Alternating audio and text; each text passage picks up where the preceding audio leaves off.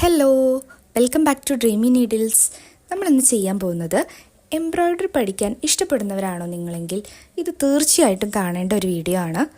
ഏറ്റവും ബേസിക്കായിട്ട് എംബ്രോയ്ഡറി ചെയ്യാൻ ആവശ്യമായിട്ടുള്ള സാധനങ്ങളെ കുറിച്ചിട്ടാണ് നമ്മളിന്ന് പറയാൻ പോകുന്നത്.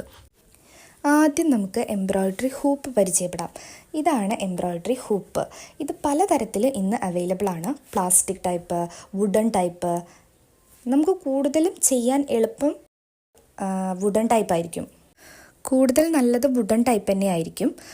ഇത് പല സൈസിലും നമുക്ക് മാർക്കറ്റിൽ അവൈലബിൾ ആണ്. എംബ്രോയ്ഡറി ചെയ്യാൻ നമുക്ക് ഫാബ്രിക് ആവശ്യമാണ്. പല മെറ്റീരിയലിലുള്ള ഫാബ്രിക്കുകൾ അവൈലബിൾ ആണ്. അതിൽ തുടക്കക്കാർക്കൊക്കെ പൊതുവെ കോട്ടൺ മെറ്റീരിയലിൽ ചെയ്യായിരിക്കും കുറച്ചും കൂടി എളുപ്പം. എംബ്രോയ്ഡറി ചെയ്ത് പഠിക്കുമ്പോൾ ക്രീം കളർ ഫാബ്രിക്കോ വൈറ്റ് ഫാബ്രിക്കോ ഒക്കെ യൂസ് ചെയ്യാം. നമുക്ക് കുറച്ചുകൂടി എക്സ്പേർട്ടായ ആളുകൾക്കായിരിക്കും കേസ്മെൻറ്റ് പോലുള്ള മെറ്റീരിയലിലൊക്കെ എംബ്രോയ്ഡറി ചെയ്യാൻ എളുപ്പം. എങ്ങനെയാണ് ഒരു എംബ്രോയ്ഡറി ഹൂപ്പിൽ നമ്മുടെ ഫാബ്രിക് അറ്റാച്ച് ചെയ്യുന്നതെന്ന് നോക്കാം. വീഡിയോയിൽ കാണിച്ചിരിക്കുന്ന പോലെ ആദ്യം നമ്മൾ ആ സിംഗിളായിട്ടുള്ള റിങ് താഴെ വയ്ക്കുക. അതിന് മുകളിലായിട്ട് നമ്മുടെ ഫാബ്രിക് വെച്ച് കൊടുക്കുക. മുകളിലായിട്ട് അടുത്ത റിങ് വെച്ച് സൈഡിലുള്ള പാർട്ട് ഉപയോഗിച്ചിട്ട് ടൈറ്റൺ ചെയ്യുക. അങ്ങനെയാണ് നമ്മുടെ എംബ്രോയ്ഡറി ഹൂപ്പിൽ നമ്മുടെ ഫാബ്രിക് അറ്റാച്ച് ചെയ്യുന്നത്. വീഡിയോയിൽ കാണുമ്പോൾ മനസ്സിലാവുന്നുണ്ടാവും.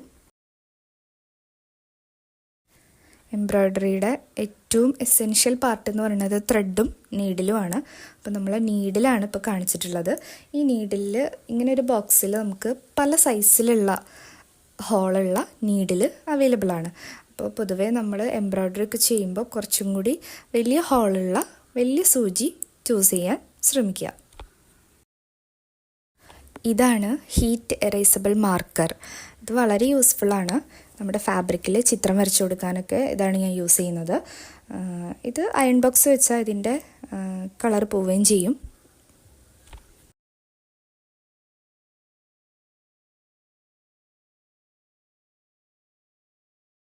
നമുക്ക് നേരിട്ട് ചിത്രം വരയ്ക്കാൻ ബുദ്ധിമുട്ടുണ്ടെന്നുണ്ടെങ്കിൽ നമുക്ക് ട്രേസ് ചെയ്തെടുക്കാം. അതിന് യൂസ് ചെയ്യുന്നതാണ് ഈ യെല്ലോ ട്രേസിങ് പേപ്പർ.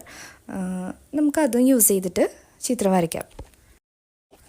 പലതരത്തിലുള്ള ത്രെഡ് യൂസ് ചെയ്തിട്ടാണ് നമ്മൾ എംബ്രോയ്ഡറി എപ്പോഴും ചെയ്യാറ്.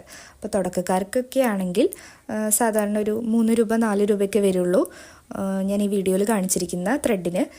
അത് യൂസ് ചെയ്തിട്ട് ചെയ്ത് പഠിച്ചാൽ മതിയാവും. അതിലിപ്പോൾ ഒരു ത്രെഡ് എടുക്കുകയാണെങ്കിൽ അതിൽ ഒരു 6 സ്ട്രാൻഡ്സിലാണ് നൂലുണ്ടായിരിക്കുക. അപ്പോൾ നമ്മൾ ചെയ്യുന്ന ചിത്രത്തിനനുസരിച്ചിട്ട് 6 സ്ട്രാൻഡ്സും എടുത്തിട്ട് ചെയ്യാൻ പറ്റും. അല്ലെങ്കിൽ അതിൽ 3 സ്ട്രാൻഡ്സൊക്കെ എടുത്തിട്ട് ചെയ്താൽ മതിയായിരിക്കും. അതുകൊണ്ടാണ് ഞാൻ പറഞ്ഞത് വലിയ ഹോളുള്ള നീഡിലായിരിക്കും കൂടുതൽ നല്ലത് എംബ്രോയ്ഡറി ചെയ്യാനൊക്കെ. ഇനി നിങ്ങൾ എംബ്രോയ്ഡറി ചെയ്യുന്നത് ബാഗിലോ നിങ്ങളുടെ ഡ്രസ്സിലൊക്കെ ആണെന്നുണ്ടെങ്കിൽ ഇപ്പം ഞാൻ ഈ കാണിക്കുന്ന നൂലായിരിക്കും കൂടുതൽ നല്ലത്. ഇത് ആങ്കറിൻ്റെ നൂലാണ്. ഇത് കുറച്ചുകൂടി കോസ്റ്റ്ലി ആണ്. ഒരു 10 രൂപയൊക്കെ വരും ഒരു നൂലിന്. ഇത് കുറച്ചുകൂടി ഷൈനിങ് ആയിട്ടുള്ള നൂലാണ്. പിന്നെ കളർ പോവൊന്നുമില്ല. അപ്പോൾ കൂടുതൽ നല്ല മെറ്റീരിയലൊക്കെ ചെയ്യുമ്പോൾ നമ്മൾ ഇത് തന്നെയാണ് യൂസ് ചെയ്യാറ്.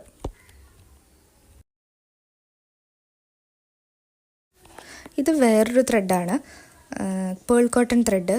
കുറച്ചുകൂടി നല്ല ത്രെഡാണ്. കുറച്ചുകൂടി കോസ്റ്റ്ലിയുമാണ്. പക്ഷേ നമ്മുടെ എംബ്രോയ്ഡറി വർക്കൊക്കെ ചെയ്താൽ നന്നായിരിക്കും. കാണാനൊക്കെ നല്ല ഭംഗിയാണ്. ഇതൊരു സിംഗിൾ സ്ട്രാൻഡിൽ തന്നെയാണ് വരിക. അപ്പോൾ നമുക്ക് ഇതും യൂസ് ചെയ്യാം.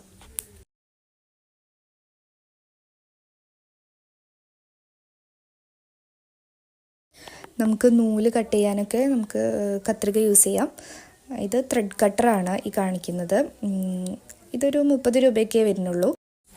ഇതാണ് പ്രോ സർക്കിൾ. നമ്മുടെ സർക്കിളൊക്കെ വരയ്ക്കുമ്പോൾ വളരെ യൂസ്ഫുൾ ആയിട്ടുള്ളൊരു പ്രൊഡക്റ്റാണ്.